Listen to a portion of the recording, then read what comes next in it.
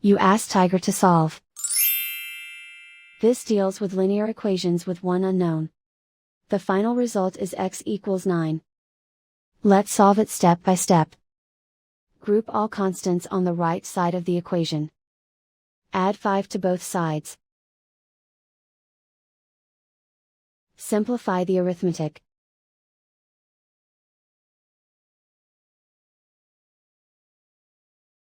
Isolate the x. Divide both sides by 3. Simplify the fraction. Find the greatest common factor of the numerator and denominator. Factor out and cancel the greatest common factor. And so the final result is x equals 9.